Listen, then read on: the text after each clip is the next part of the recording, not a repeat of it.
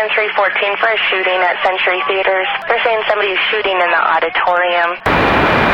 Roger, keep your fires west of the smoke. You're cleared hot. An officer hit. Send me the world. Don't go over that fence. Don't go over that fence. Grab the shotgun again. Welcome to Tactical Tangents.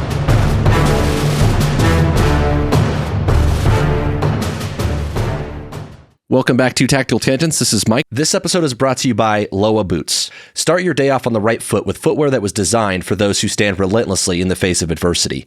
I wear Loa every single day, for miles on canine searches and for hours on tactical operations in inclement weather. No matter what, Loa keeps me moving. Whether you run, hike, hunt, or fight, on the streets or out in the woods, Loa has the gear you need to help you conquer whatever challenges you face. Go check out their new line of trail running shoes at Loa Boots, L-O-W-A Boots.com, and get outside for some fresh air and daylight. Loa, for those who know where they're going and won't stop until they get there. And this is Jim. This episode is also brought to you by ManusX. We've talked a lot about the tactical fantasy on this podcast, and one of the quickest ways to break your tactical fantasies and actually improve your performance is by getting real feedback. One of the ways you can do that is with ManusX. You're not going to get better at shooting on your own. You need practice, data, and coaching. And you need to make the most of your ammo with good live and dry fire training. Manus is a family of training devices that tracks you while you train. It times and tracks everything you do in a drill and coaches you as you go. It is indispensable to taking your shooting to the next level. Go find them on manusx.com. So I was scrolling Facebook today, as I often do, and I came across this really funny, or not funny maybe, alert on Facebook from a law enforcement agency. And it said, and I'm going to quote it, "Primates escape enclosures at Alpha Genesis Primate Research Facility located at 95 Castle Hall Road, Yamasee, South Carolina." And it continues, "At approximately 1 p.m. on Wednesday, November 6, 2024, the Yamasee Police Department received an alert from the Alpha Genesis regarding the escape of numerous rhesus macaque primates, monkeys, from their enclosures at the Yamasee facility located at 95 Castle Hall Road, Yamasee, South Carolina. The number has since been confirmed to be 43. Look out. 43 lab monkeys, right?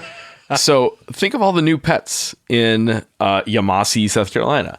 Fortunately, the primates are described as very young females weighing approximately 6 or 7 pounds. These are little guys, right? The animals have never been used for testing due to their young age and size. A spokesperson for Alpha Genesis can confirm that these animals are too young to carry disease, which implies it doesn't state that other animals in this lab do carry disease. So that got me thinking, how many... This is awesome. Bio scenarios are just kind of sitting around us all day, every day. And we talked about this in disaster episodes. Like, it doesn't necessarily take the world's deadliest villain delivering the world's deadliest poison. Like sometimes it's like a train full of just industrial chemicals tips over. Monkeys. The monkeys escape the lab that is maybe just down the road from you. And that's an important thing. It's like there are industrial things all over the place. And, the ethics of animal testing is what it is. But there's a fundamental safety thing involved in all this, right? So it got me thinking about like chem, bio, nuclear, radiological, high yield explosive, those things. And it occurred to me we should probably do an episode and talk about how the next Eric Harris, as a pop quiz for our listeners, when I say Eric Harris, who are we talking about? That was one of the 2 Columbine shooters, right? He was presumably the one that was a little bit more homicidal in his thinking and a little bit more deliberate in his planning. Okay. The next Eric Harris, or the next Ted Kaczynski. Here's another blast from the past, Unabomber. The next one at what I would consider like maybe a 50-50 chance. So not 100%, but sure as hell not 0. They may not use, and maybe very specifically won't use, bombs or guns. They may go more exotic. And there isn't a whole lot keeping them from going more exotic, and that's important for us to recognize. And when I say exotic, it's important to know that like what was exotic 20 years ago when I started my career, when Mike started his career, is actually pretty mundane now. Like I think about my cell phone, with the cell phone I had 20 years ago versus the one I got now. Yeah. A lot has changed. The threat environment has changed faster than we have adapted, than our little ape brains, our little rhesus monkey brains can adapt to. And we need to be clear-eyed about that. We need to really understand what it means and not freak out, but also not ignore it. And that's important. And it's one of the things we really push in this podcast is the balance in their risk management. Don't have a freak out about it. Do recognize that there actually is a threat and you actually need to do something about it. Okay? So the sky isn't falling, but the situation did change. We need to understand that stuff that was science fiction, like actual science fiction, when I started working, is just normal now. Our ability to like splice genes or print genes or whatever the hell it is we do with genes, genetic code, you can do literally in a mostly. I don't know. Go take a science class. You can do it. You can do it in your house now. Okay. So when we talk about this category, it has a lot of words, and words mean things. And I feel like every time I turn around, we have a different umbrella term for the exotic stuff. I've heard CBRN, I've heard CBRNE, I've heard NBC, ABC, WMD, and they all kind of mean the same thing, and they all kind of mean different things. So CBRN, when I talk about that, is chemical, biological, radiological, and nuclear. NBC was the term I grew up with back in the day, nuclear, biological, chemical. Before that, it was ABC, atomic, biological, or chemical. And WMD, made famous by George W. Bush, is weapons of mass destruction. The big uns, right? But all of those terms are a cluster naming, right? It's the clusterfuck, the cluster naming that we give to the exotic stuff, right? Chem, bio, nuclear, radiological, sometimes high yield explosive. It's sort of like the clusterfuck, right? Though. Yeah, it's the cluster, right? So CBRNE, chemical, biological, radiological, nuclear, and sometimes Y, sometimes high yield explosive. It's sort of like the vowels, right? And sometimes, whatever. You just whatever other stuff, right? Yeah, we should throw etc. in there. Yeah, because it's a catch-all. It's the stuff we don't see very often, but we might, and if we do, it's going to get real weird, right?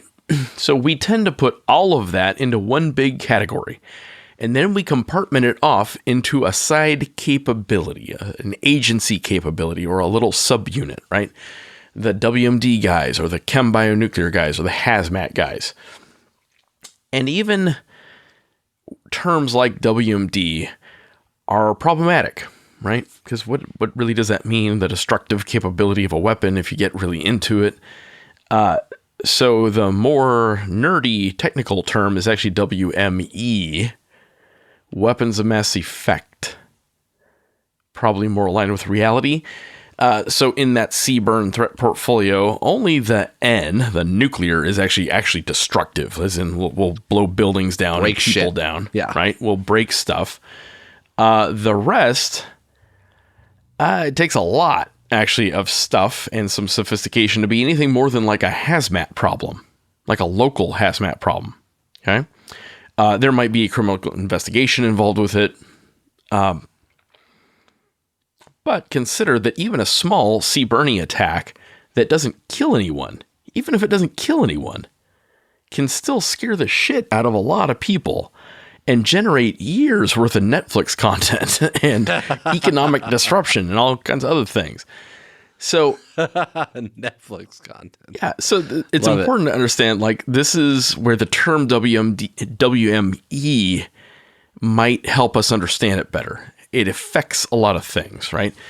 No one has to die to make the whole world lose its mind, or to change the whole world, like, irreversibly. By that, I mean, like, change our rules in ways we don't like, that kind of thing.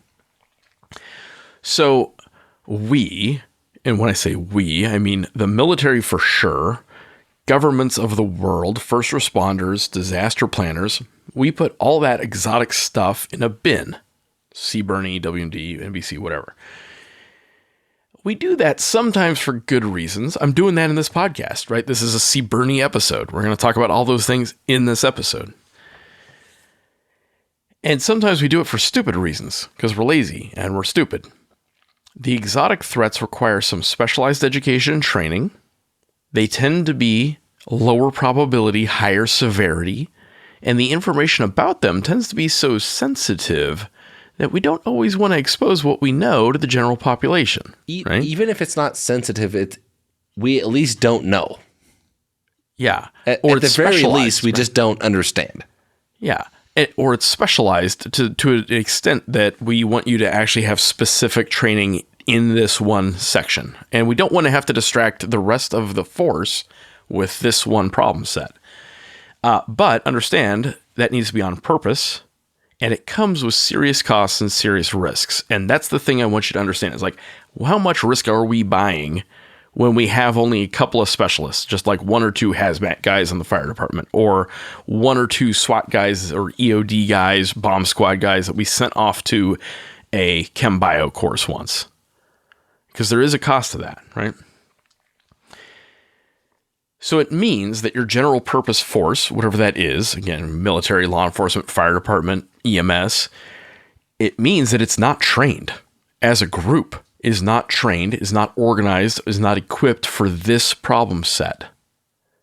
And Mike and I were talking before we hit record, like, hey, Mike, how many cops in any given agency in your state have specialized training in chemical, biological, radiological, nuclear stuff?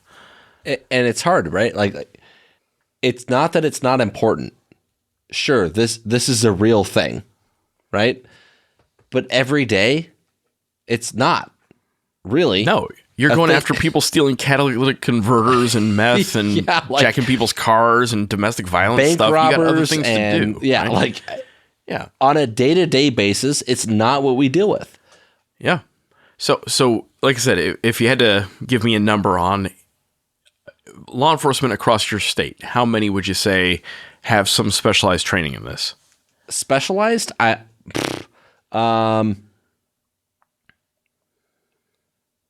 One or two in 100 or 1,000. Really? Yeah. Specialized? Yeah, like you were a full-time EMT back in the day. How many EMTs in like Southern California have some specialized training in this? So specialized is relative, right? Like, yeah, we've talked about it. Okay. That one day in EMT school, that one day in the police academy, that one day, it's specialized in the sense that we've addressed it, but not real. Yeah. What about a fire department? And you're not a firefighter, as far as I can tell. I mean, same. Like we've talked about it. It's on the radar. Yep. So what this means is decision makers, including senior agency leaders, don't typically have a real firm grasp of the problem and probably won't resource it or prioritize training for it because they don't have it. They don't have the training. We don't send them to these courses, right? And that's hard, right? Like there's a real question about should we? Yeah. Because it's just not that common, right? It's a maybe, but it's not every day. Yeah. And it also means we don't have a lot of brains working the problem. Hopefully we have some big brains working the problem, and we do, but we don't have a lot of brains working the problem, and there's a cost to that. So it's fine to do it that way as long as it's on purpose. If your agency does a deliberate risk assessment on a regular basis, a regular interval, and decides, hey, the exotic stuff just isn't worth the cost or the effort to work on, and that you're going to accept some risk on it, that's one thing. But what I worry about, and at my job, at my real job, a thing that I get paid to worry about is like, what are the things that we think we're good at that we're not? Right? Where are we taking hidden risks? And that's a thing I want you to think about. And that's partly for this, partly with other stuff, right? I worry that most organizations have done that, maybe, but also just assume a handful of specialists or specialist organizations, quote unquote, like have it under control. Oh, the feds have that. Have you worked with feds? Right? Yeah. Quote unquote. They have capabilities, and a lot of tax dollars have gone into those capabilities, but those capabilities might be 6 hours away. Those capabilities might be 24 hours away, whatever that number is. Even if they have it, it's not right there where you need it, right? And so what I don't want you to go is like, well, somebody else has this under control, so I don't need to worry about it. Because I don't think that's true in a lot of cases. And what I don't want you to do is like, again, if the risk has changed out from under us and we're just sitting here fat, dumb, and happy, and we don't really know how much risk we're accepting, that's not okay either. So I want you to consider what really is our risk right now in 2024, 2025, 2026. Okay. Also, one of the things that causes cognitive problems in this problem set is seeing it as binary. And people do that a lot. It's tempting to see chemical, biological, especially nuclear stuff as binary or hopeless. Like, it's easy to throw your hands up and be like, well, if a nuke goes off, we're all fucked anyway, right? Or all bets are off. It's tempting to say that, but throwing up your hands, like, we don't get to throw up our hands because we're the ones who are going to have to deal with it. And one of the reasons I don't want you to do that is I don't want you to hand that much power over to the bad guys. Because if they get in their head that they can checkmate us by building one of these things, that gives them an incentive to do that. So we absolutely cannot and should not throw our hands up on this problem set. Oh, and by the way, it's important to understand with a lot of this stuff, we're not necessarily going to all die if one of these events happens. They tend to be much more limited in their danger radius, their lethal radius, than most people picture. Again, weapon of mass effect, it's going to affect a lot of people, but it's not necessarily going to schwack a lot of people. There's one thing to be said about, like, it's scary, and so people react to it, versus, like, the threat of it. People get really worked up over the threat, right? Like, yeah, the what if. Yeah. And that's not necessarily the same thing as like, okay, now it's actually happening, right? Like, this is the thing that's going on right now. Just that, like, what if? And people panic over that. Yeah.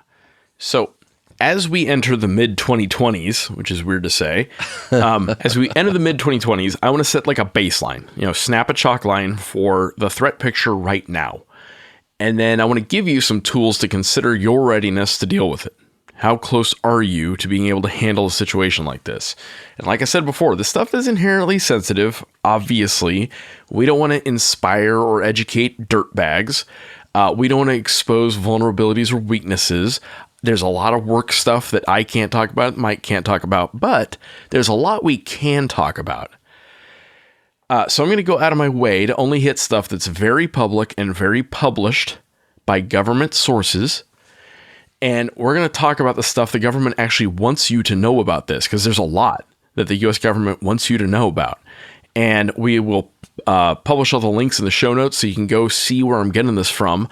I'm not getting this from any like super duper secret sourcing. This is on like the FEMA website. This is on the CDC website or the National Institutes of Health website. And if you want to get into details, we can talk about it one-on-one, and we can exchange, contact information over secure lines. We'll figure it out. Or better yet, hit up your subject matter experts and your intel cats about it and get a dialogue going, because that might be the thing that gets your organization closer to readiness. Okay. And I hit on this a little bit before, but I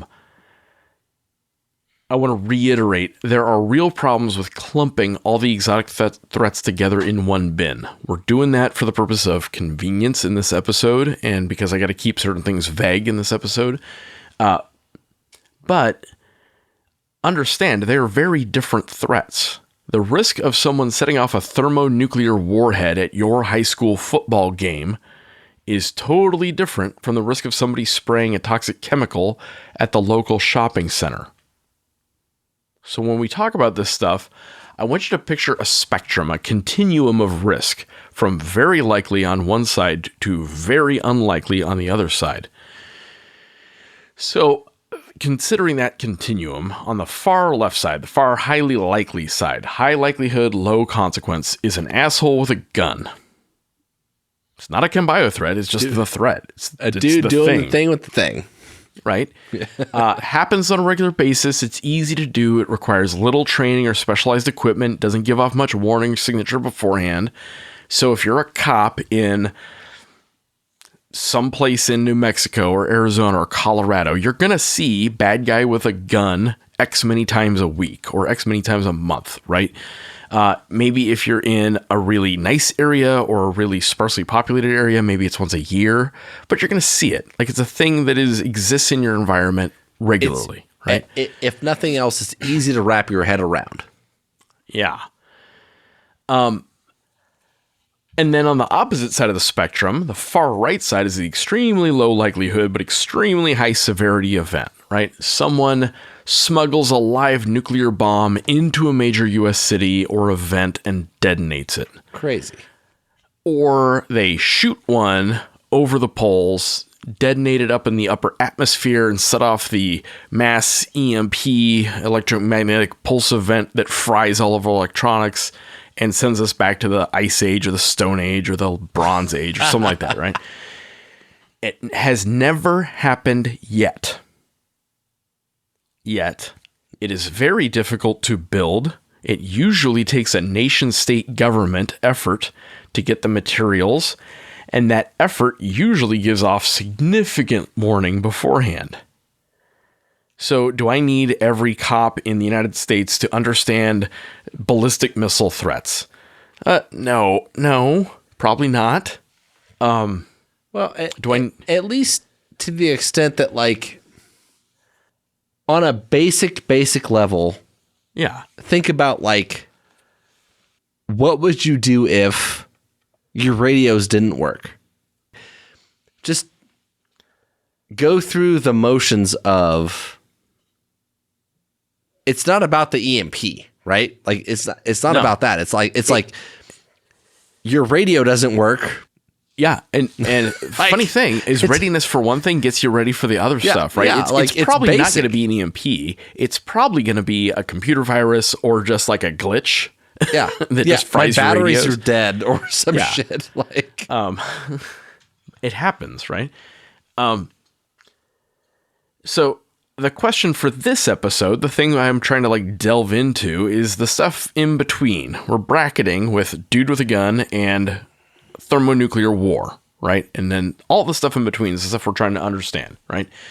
So working from the high likelihood side of this continuum, consider like multiple bad guys with multiple guns. Has that ever happened? Yes, it has. Yep. Harris and Klebold at Columbine, the Mumbai, India attackers, the Hamas attack on 7 October 2023. These events don't happen every day, but they have happened and they will happen again. And I think that they are easy enough to do that every law enforcement agency, certainly in any metro area of any country, really does need to have some sort of a game plan for that. Do you? I hope so. And that's not a question to Mike, but like, I hope so. I hope someone's thought about it. Okay. a game plan-ish. Yeah. So next on the spectrum is like maybe bombings. Now, has it happened? Yeah. You have serial bombers like Ted Kaczynski, the Unabomber. You have the Boston Marathon attack. You have the Oklahoma City bombing. It was a big one. I would call that a high yield, right? Yep. Again, not every day, but they have happened and they will happen again. And we did an episode recently on bombings about why I think the likelihood on that is creeping up, why we're in like a conditions favoring bombings going into the future. Okay, so the threat situation, I think, is changing. Maybe I'm full of shit. You tell us. Okay. Next, actually getting into the chem bio stuff, consider toxic industrial chemicals, or like pesticides. They already exist out in the economy. You can buy them, you can steal them. You might end up hurting a bunch of people in a true accident, right? A train derailment, a factory fire, a truck crash. In this chunk of the spectrum, I would also bin what right now they're calling non-traditional agents, NTAs. For example, someone buys a bunch of fentanyl and sprays it, right? That's not a traditional chemical agent like sarin gas or mustard gas, but it is a thing, and it's a thing you can weaponize, right? Well, so, and even taking out like fentanyl, something like fentanyl is easy to say there's like this lethal risk, right? But take like pool chemicals, right? Oh, yeah. Muriatic acid. And some dude puts that in like a bug sprayer and goes around the workplace and starts spraying people with it. That still presents a potentially lethal, right? Like you could fuck people up with that. And how do you respond to that problem?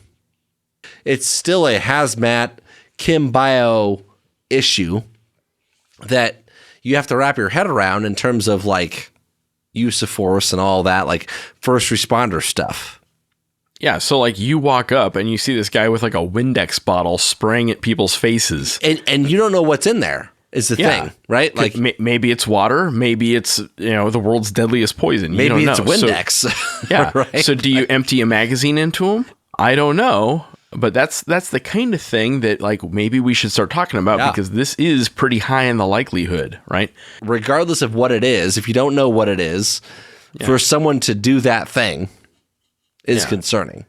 So you don't need a whole lot of training or education to get toxic industrial chemicals, pesticides, or non-traditional agents. You just get them. Okay. You might need at least some education and equipment to weaponize them, but not much. And given the proliferation of opioids and synthetic opioids, carrying like Narcan may not be a terrible idea. I don't think everyone needs to carry it, but I think like not a bad thing to have in your toolkit, right? And attacks like these are serious, but they're also like locally serious. They tend to be localized. You can think of them, if you're trying to like set this into your framework, like a hazmat event that maybe also has a serious crime scene investigation. So next thing to consider is attacks on industrial facilities and transportation. So somebody goes and finds a factory or a train or a truck, or a monkey lab, right? Make it big. Yeah, and results in the release of hazardous substances, chemical storage, nuclear plants, railways, trains, whatever. And consider it may not even take an attack. Like this could be Murphy, this could be Mother Nature. It doesn't really matter whether it was intentional or not. I asked a bro who specializes in this sort of thing, and he was like, Jim, we got plans for all kinds of emergencies, right? But they only go so far, and they take time to put into play. Now, if residents of his metro area don't know how to evacuate, or shelter in place for toxic substance release for several days maybe, and they don't know how to decontaminate themselves, there may not be a whole lot that his agency, again, this is a specialist in this stuff, can do for them in the event of a large hazmat release. Well, dang. And we've seen this in disasters nationwide, is it might take a week just to get to you, right? They might have to fight their way to you. They might have to fight their way through a toxic cloud to you. They may not even know you're there. They may not even know you're still alive. And so this is like, when we think about our main audiences, right? Military, law enforcement, civilians who are interested in personal defense, understand if you're one of the civilians interested in personal defense, like if you're expecting the local law enforcement agencies and fire departments and the feds to like fix this for you, they will eventually. But there are a lot of things you need to do to improve your survivability until they can help you, right? So next on the spectrum is a fabricated traditional chemical or biological attack, right? Somebody makes sarin and sprays it in a subway, or somebody sprays salmonella on a salad bar. You do need some education and training to do that, but not a lot. With some Googling and YouTubing, you can probably figure it out. You might risk hurting yourself in the process of trying to make it and deliver it, but has it happened before? Actually, yes. The Aum Shinrikyo cult in Japan sprayed sarin in the subway. There was a Shanrishi cult in, I think they were Washington State, might have been Oregon State, sprayed salmonella on a salad bar. Way back in the day. It was like early 80s. More recently, right after 9/11, there was a series of anthrax letters. And that case was like kind of unsolved for like a decade. It's a crazy case. If you get a chance, like Google the anthrax letters. It is quite a story. So it has happened, and there are good reasons why it doesn't happen a lot. Again, it's dangerous to the people making it. It's dangerous to deliver. It does take usually some training and education and specialized equipment, right? The next thing on the like severity likelihood scale is maybe just a big cyber attack or a power grid infrastructure attack. Not CBRN, but will it have mass effect? Yes. Can it be done? Yes. Has it happened? Yes. Will it happen again? Yes. We know that. So when I think about readiness for an agency, readiness for a military unit, I try to hit a sweet spot of like, what's the most likely bad thing that I got to be ready for?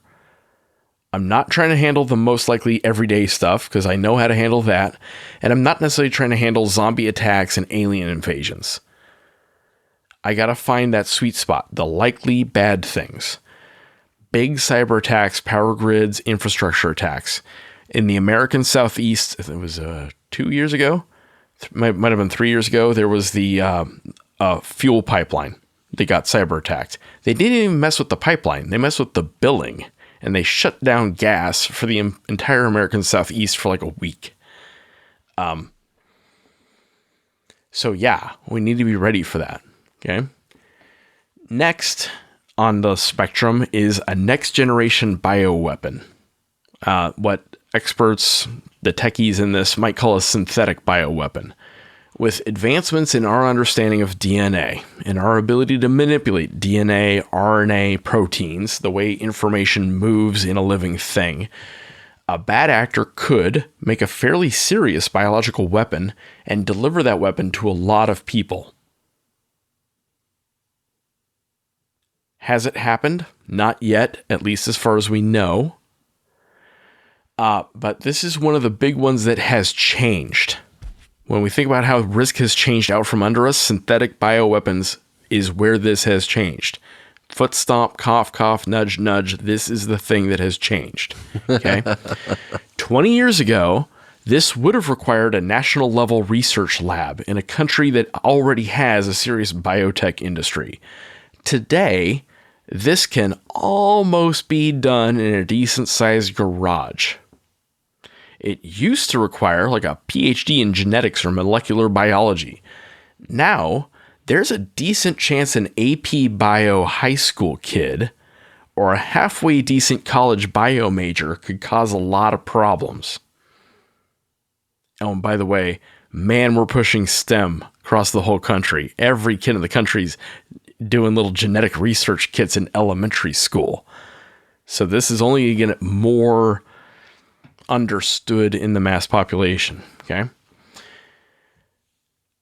And that's part of the problem is the accessibility of artificial intelligence, large language model, and machine learning assistance. And it isn't that I think that AI is going to like make a bioweapon. I think AI makes it a lot easier for the bad guy to like figure it out. And yeah, they try to put safeties into it, but they ain't there yet. Okay. Next thing on the spectrum is an RDD, a radiological dispersion device, or a dirty bomb. And the idea is that you're not making a nuclear bomb so much as you're getting a bunch of radioactive material next to a normal bomb, and you're trying to get it to spread that stuff over a wide area. When I was a youngin', right after 9/11, like this was all the rage. Man, we were super freaked out about dirty bombs in like New York City and stuff. Back in the day. Yeah. And when one Jim of the things was we like kind of 12. Yeah, one of the things we figured out is it might be really disruptive and annoying, but not particularly super dangerous. Like, yeah, 30 years later, some people are going to have cancer, and that's bad and it's serious, but it's also not like the world ender, right? So in this bin, I would also consider our EDs, radiological exposure devices, which is sort of like a dirty bomb, but without the bomb. It's just the dirt, right? So imagine a surreptitiously placed thing that is giving off a bunch of radiation. And so people walk by it, or they sit next to it, or they sit on top of it, or whatever, and it's just kind of giving off bad stuff, right? And they're not even aware until they're made aware. But the thing is, you with any of those, you have to acquire and sort out how to handle that thing and sort out how to weaponize it. And that takes effort and maybe some education and training and access. And my experience with bad guys is if they have a choice between collecting up 10 million MRI machines or CAT scans or smoke detectors, or just grabbing an AK-47 and shooting up the place, they will almost always grab the AK-47 and shoot up the place, right? Next one on the list is an improvised nuclear device, an IND. You get enough fissile material together, which sounds easy but isn't. You set off the right amount of explosive with the right timing, make it do nuclear things, and you have a bomb. Makes for good TV. Turns out it is a big pain in the butt to make a nuclear bomb. You have to get the material. You have to get the explosives just right. Can it be done? Yes. But there's a reason you haven't seen it. There's a reason it's not a thing. Could it be a thing? Yes. But again, we're pretty far down the spectrum of severe, but not super likely. Not a scientist, however. Yeah. Next is a factory-made, honest-to-God nuclear bomb. Super unlikely, super bad. Fortunately, most of the people who would go through the trouble to build one usually want to hang on to them and don't want to give them away or see them lost or stolen or even used. Nuclear bombs are most useful to you if you have them and the enemy knows you have them. Once you use them, they don't help you much. It's the threat, right? Whew. So there's a lot in that continuum that I just rattled off, where we go from like a semi-truck full of chemicals tipping over to like World War III. And we lump all of them into this umbrella, like hazmat or CBRN or WMD. Even though there are totally different risks, presenting totally different threats, often with wildly different types of perpetrators, requiring different mitigation and protective equipment and responses. But hey, the experts will handle it, so we're good. Are we, though? No, we're not. How many experts on this do you have in your agency? Mike and I already talked about this. 1, 10? I don't know. How many could you muster in an hour? If you're in New York City or DC or LA, maybe you could get quite a few, assuming they're still alive and they're not in the blast radius. What if you live in Austin, Texas or Portland, Oregon? Are they 3 hours away, 6 hours away, 24 hours away? How many hours away are they? How many hospital beds does your local trauma center have for injured first responders or just victims who are radioactive, who are hemorrhaging from their eyes? I'm willing to bet that best case, there is like a single-digit number of beds at your local trauma center that are trained, equipped, and organized for that type of threat. How much protective equipment do you have? Do you remember N95 masks with COVID and how hard they were to get? Do you remember trying to find hand sanitizer? So what do we do about it to dial down the likelihood and severity of this family of threats? Because it's quite the extended family, right? First, we got to understand it.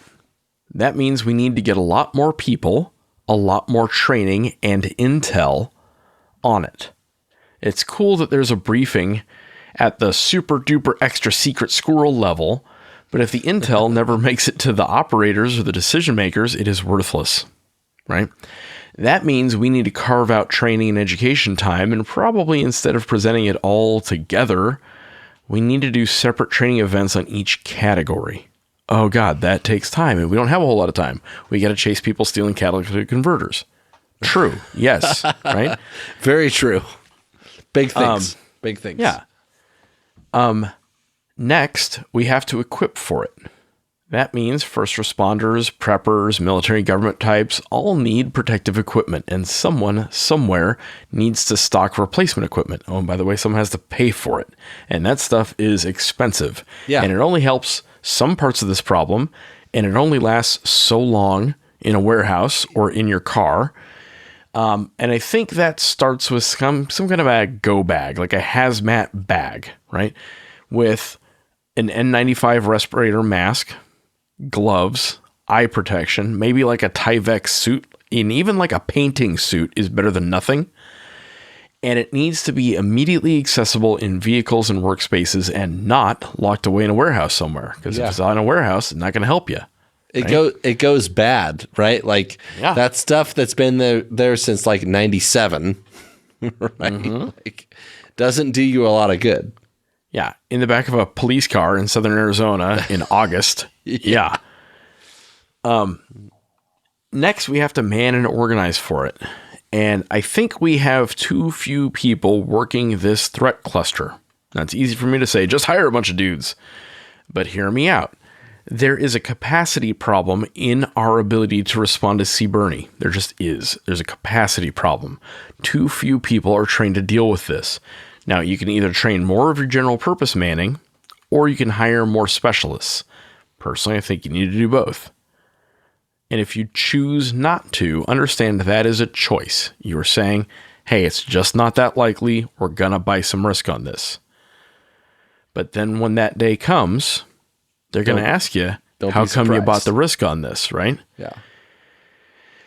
So somewhere in your prep phase, like know your zone. By which I mean, like, know the hazards around you. Are you next to a big factory? Are you next to a monkey disease research site?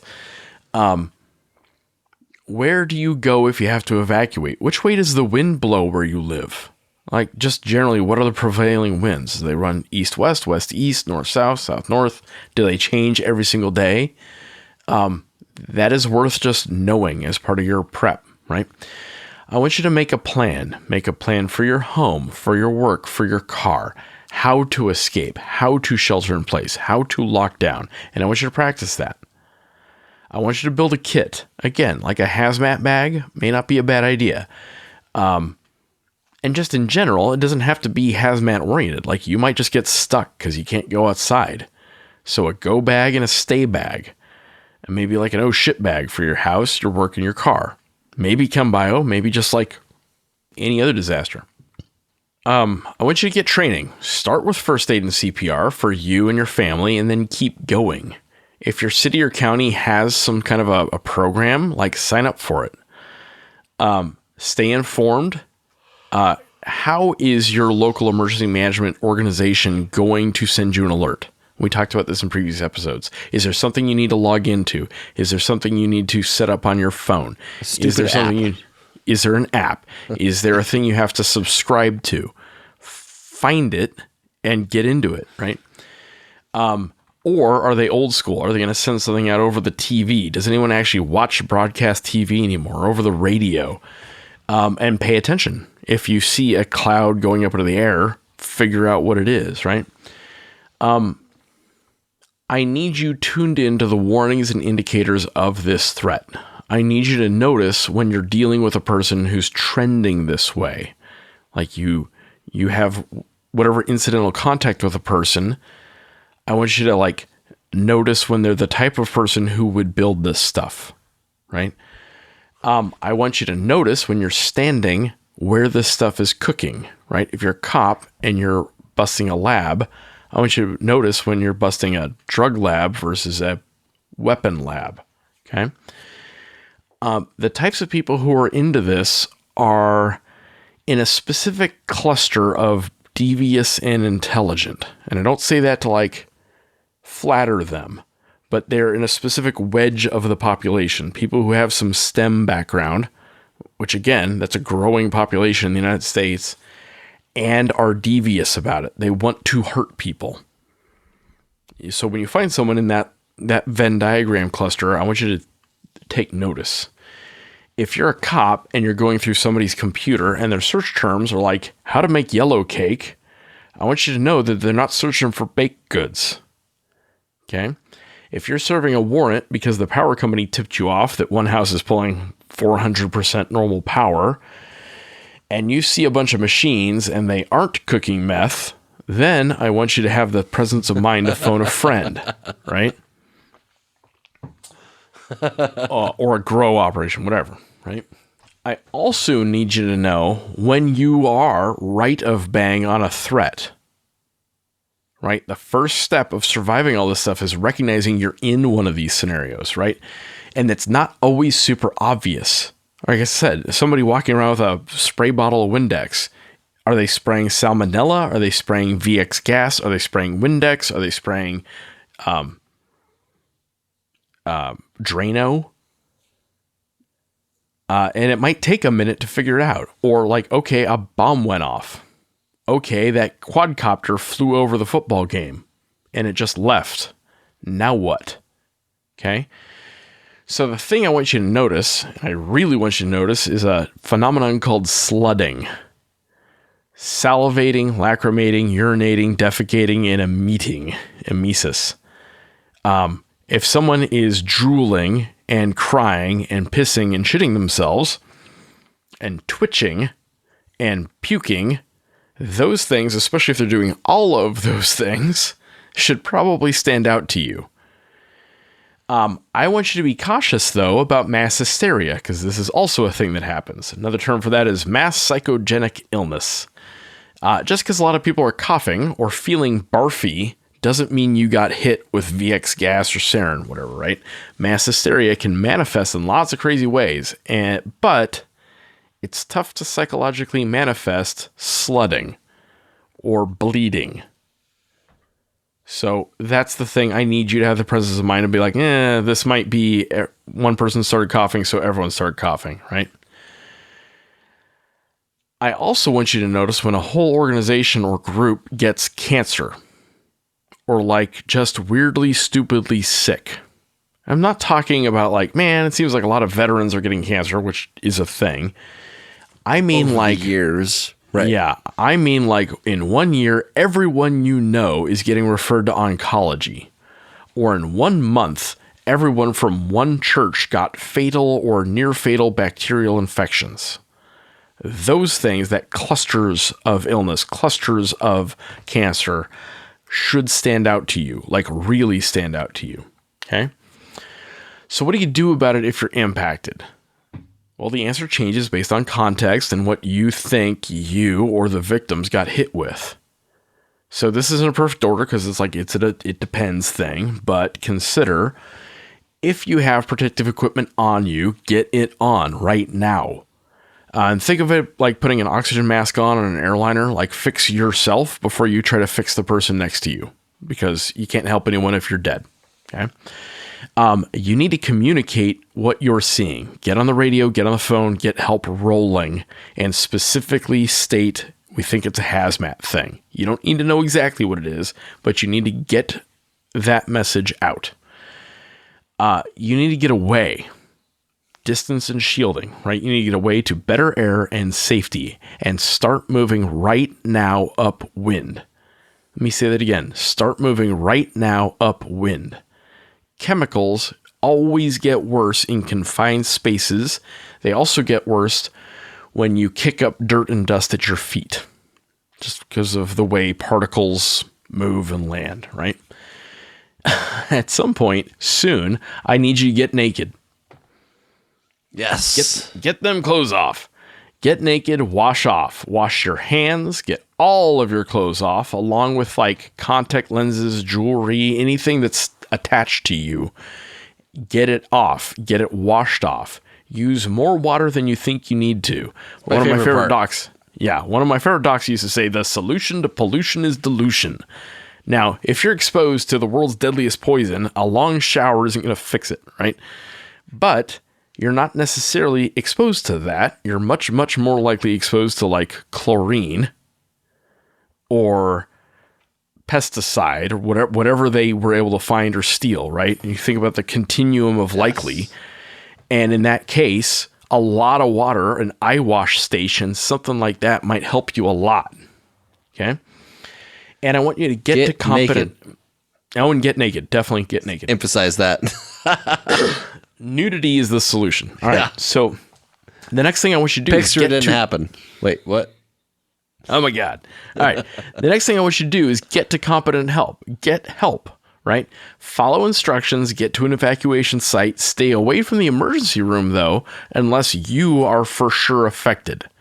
Don't go to the ER just to get checked out because they are going to get slammed, right? Often there's going to be like a separate reception center, like a disaster shelter. Go to that. If you're sledding, go to the ER or get an ambulance to get you to the ER. Okay. And I know what you're thinking. I know I listed all a bunch of stuff and, buy all this equipment and N95 masks and go to a bunch of training. And I'll bet you're thinking but Jim, my agency doesn't have an extra $10 million to spend on one nightmare scenario. Okay. Fair point. Start small. Get some people into training, 1 or 2 or 5, get whatever you can per year, mix it up. So a couple of different people are going to training. Talk to an infectious disease or public health doc, like at the local hospital, the same way you might talk to the local trauma doc at your local hospital, right? When you do your in-service training stuff. If you're a cop, maybe have a serious sit down with the fire department hazmat guys. Talk to them, ask them what they do, ask them how deep their capacity is. Build up a hazmat capability. Keep an N95 mask and some hand sanitizer handy. You can do this. We all did during COVID. You can do it. Okay. Maybe the next fiscal year, get some duct tape, some heavy plastic sheeting so you can like Dexter up a place. Get some bleach, maybe some burn barrels. Because when you take all this stuff off, you got to get rid of it, like really get rid of it. And that's usually by burning. And maybe the year after that, you start looking at gas masks. Now, those can get really gosh darn expensive, but you likely already have gas masks because your agency probably uses tear gas, right? So I reached out to one of my subject matter experts. That's one of the cool things about what we do is we have access to really, really smart people. This guy's named Travis. He has been a firefighter, a hazmat guy. He's been an aircrew guy. He's been a Army explosive ordnance disposal guy. I don't even know what he really does these days. I just know that he's a smart guy on this. So kind of a big deal. Yeah. So I'm like, Travis, what should our audience know? And he was like, Jim, with respect to CBRN, he's like, first off, Jim, stop calling it CBRN-y. We don't call it that anymore. We call it CBRN. I'm like, okay, cool. He's like, individuals should respond no differently to a chem radiological threat than just like a hazmat emergency, right? Follow the direction of local officials. Try to limit your exposure, protect your airway while you're exposed to it. Once you're clear of the hazard, make every effort to decon immediately. Rinse, strip, wash, get naked, get wet. Okay? And seek medical attention for immediate medical needs. An N95 mask or better will be better than nothing.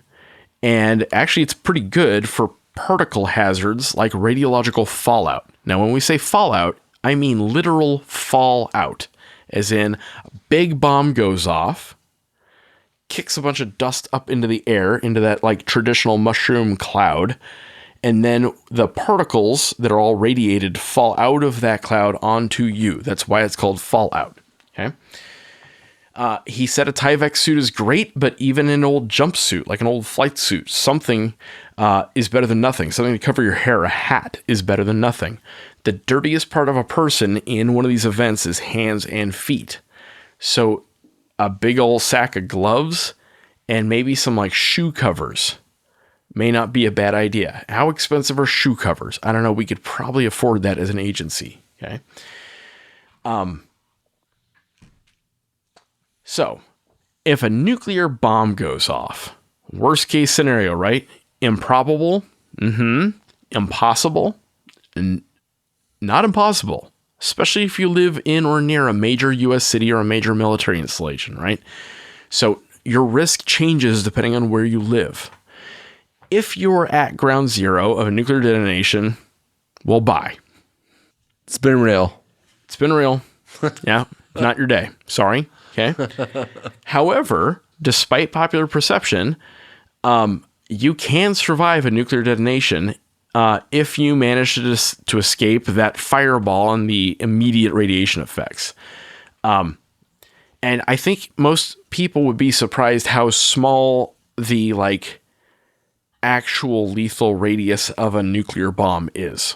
And it varies. It depends on lots and lots and lots of things. There are models. You can actually Google this stuff. But if you're on the other side of town, you're actually probably going to live. That's kind of the upshot. If you're on the other side of town, you're probably going to do okay. Okay. So how do you survive if you are on the other side of town? One, you protect your eyeballs from the flash. Well, that's tough because the flash goes pretty fast, right? Nuclear detonations feature a brilliant, blinding flash that fills the entire sky. It is literally blinding, even with your eyes closed or looking away. It is the brightest thing you can imagine, okay? And that blindness may last for a couple seconds or 15 minutes or a long time, depending on lots of factors, okay? If you ever see an unexplained bright flash fill the sky, immediately wrap your eyes with your arms and take cover. Get down. Okay? If you're driving, look down, shove your face tightly in your arm while braking, and prepare for impact because you're probably going to hit something. Every single driver on the road with you is going to be blind. So, good luck. Go inside and stay inside. Remember, I talked about that fallout thing, right? Go to the innermost room of the lowest floor in the nearest building. If it's locked, who cares? Get in, okay? Close all the doors and all the windows. The heavier the construction, the better.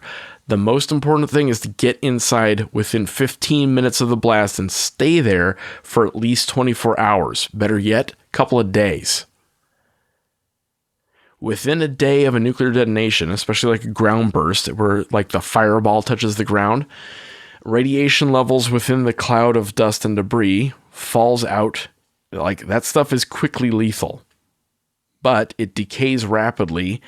And after a day or two or three, it's actually a lot less dangerous. If you have to evacuate on day 2 or 3, cover your skin from head to toe, including your hair, protect your airway, dust goggles, cover yourself, right? If you have potassium iodide, because you're the type of guy who carries it around, now's the time to take it. Obviously, because you're not a prepper unless you have that like in your pocket. I walk around with that all the time. Damn Skippy. Ingest it at the dose on the package. And once you leave the shelter, move away. Get away from where the blast occurred, preferably upwind, as fast as you can. You got to strive to stay informed. This means you got to have your phone with you. It needs to be enabled for warnings. And the term he used, and I'm not real familiar with it, is IPAWS WEA. So IPAWS-WEA. It's in the settings. If you're not sure, Google it and subscribe to your local mass notification system. Keep the local radio playing in your car, local TV. Like that, we, the government, are going to use those notifications to tell you where it's safe and where it's not. Okay. And they'll tell you if there's an imminent attack threat. Great. And they may not tell you why you need to go inside immediately, but if anyone ever says get inside immediately, guess what you should do? Here's the thing. Sometimes you got to hit the I believe button. This is one of those times, right? If your phone says get in, seek shelter immediately, trust it. It's probably a false alarm. Like we talked about this in our Maui fire episode. Like there have been false alarms before, but I would rather run inside than experience the brilliant flash, right? expect once the bomb goes off, all communications, including maybe especially cellular, are going to stop. Partly due to EMP, partly due to lots of other things. If you live or work or go to school within like 10 miles-ish of a commercial nuclear power plant, you should already have a plan and know what you're going to do and where you're going to go if it has an emergency. Personal editorial on this. I think nuclear plants are very, very, very, very safe. They are, right? Part of what makes them safe is we educate the people around them and we teach them what to do if there is a problem, right? That's one of the ways we make them safe. If you don't know, local and state emergency management, as well as the nuclear utility company, are going to go out of their way to make sure you have all the information you need. But some things they may or may not tell you. You actually might want to keep that potassium iodide in your gear. And if they tell you to take it, do so with the dosage on the label.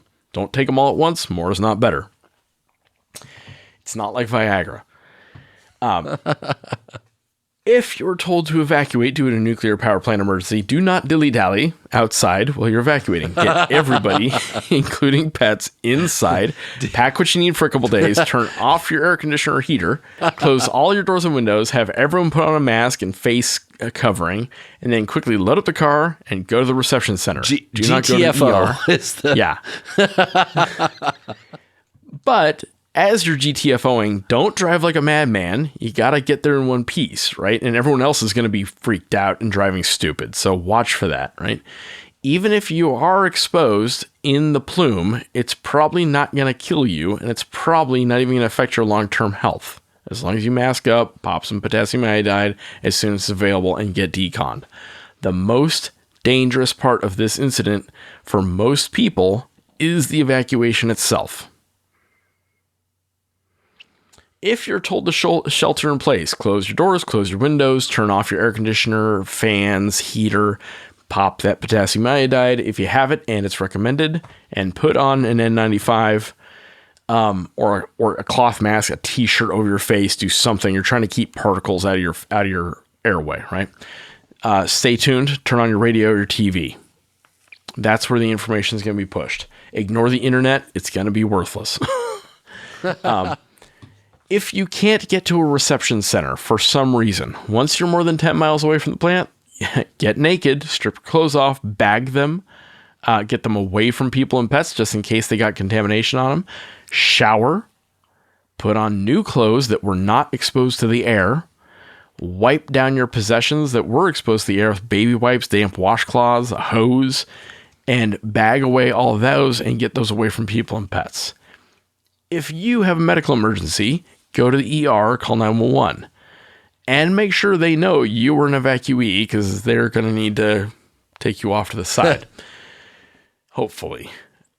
So for our listeners who hopefully work in emergency management, say you're an emergency manager for your county or your city, some things I want you to think about and that my buddy Travis wants you to think about. You probably should have pre-scripted emergency messages, because you may only have a couple of seconds to send out the most important emergency alert, maybe in the history of your community. So you should have the shelter-in-place message pre-written, ready to send. You may not have time to actually write it before the lights go out. And if you only do that thing and nothing else, that might save a lot of people. Okay? Don't just plan for your own residents. If your jurisdiction is not the target, but if it's within 100 miles of one, you might get a whole bunch of survivors and evacuees coming your way. And they might be really contaminated. So you might need a plan for that. And you don't get to just like, hey, keep going down the road, guys. Run! It's not going to work. Your plan may say that evacuees are going to reception centers. But if they think they're contaminated by all the things, they're probably going to go to the emergency room.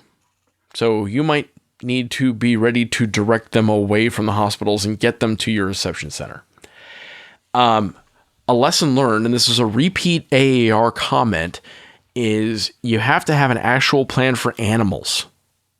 And this is one of those, like, it's easy to throw your hands up, like, screw the animals, people first. True, yes. Well, don't screw the animals, but, like, you do need to prioritize people, okay? But in the event of a major chembio or a hazmat release, you're going to have thousands of pets and service animals showing up at ERs and reception centers and shelters. Are you going to shoot them all? Like, that's your plan? These beloved critters are going to be dirty and scared and ornery. And by law, you have to decon them and shelter them along with their owners. And no, you can't just have the owner do it. You might need to have a vet with you. You may need to have a pre-made wash basin set up for critters. You might want to organize a animal decontamination team and incorporate them into your plan. And you might need to practice with real animals. And does that sound crazy? Setting up a decon line for pet cats? Yeah, it does. A little bit. And I don't think you need to worry too much about this unless you live within maybe 10 miles of a nuclear plant or an industrial chemical plant or within 100 miles of one of the big U.S. megaplexes, New York City, D.C., Los Angeles. If you run one of the big military bases, you might want to think about this at that level.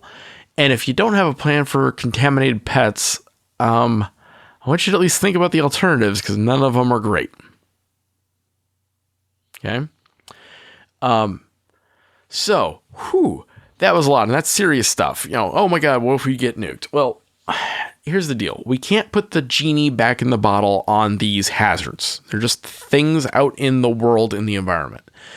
What we can do is make it clear to the dirtbags that these hazards are not going to checkmate us.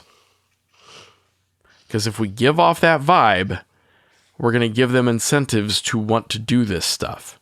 Okay?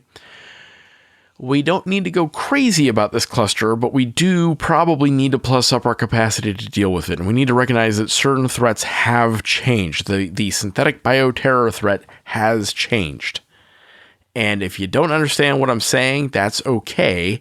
We're going to post a bunch of links in the show notes. I want you to read them, and I want you to get a little bit scared by what you're reading. Because the fact is, like I said, a decently qualified AP biology high school kid could cause a lot of trouble for us if we're not ready.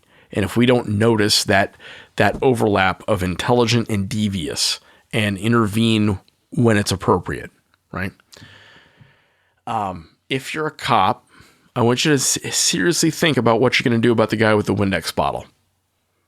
Or what you're going to do about the quadcopter that is hovering over the Christmas festival. Or the protest.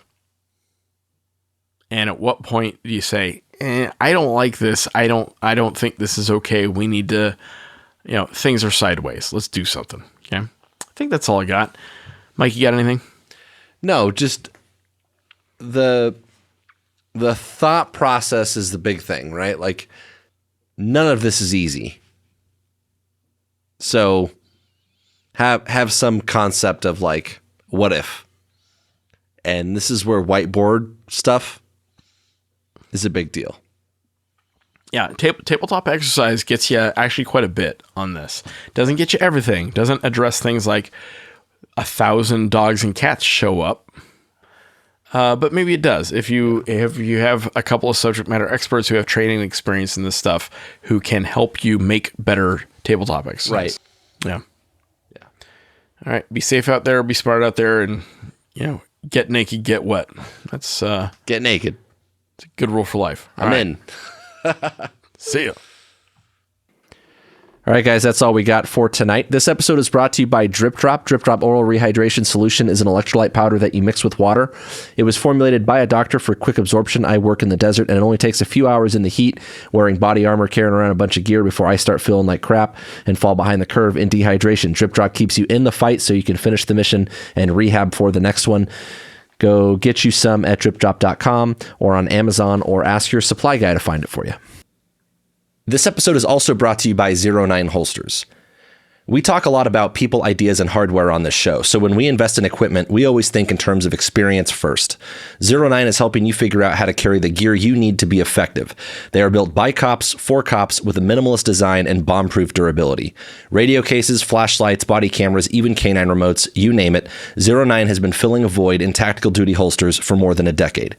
Go see what they offer at 09 Holsters. That's ZERO, the number 9, holsters.com. 09, built to win the fight. Don't forget that we put out new episodes on the 1st and the 15th of every month. If you like what we're doing, you can head over to Patreon, give us $1 for each new episode. That money's going to go back into bringing you good content. If you want to interact with us, you could find us on Facebook, Instagram, and Twitter. We are at TacTangents. You can also email info@tacticaltangents.com. And one last thing, our Facebook discussion group. We've got a little group going on Facebook. If you go to the groups tab on our page, you can join it. We've got more followers on our page than we have in the group. So I know there's some of you out there following the Facebook page that are on Facebook that are not in the group. Lots of like-minded people in there. So come hang out with us. All right. That's all we got. Good talk.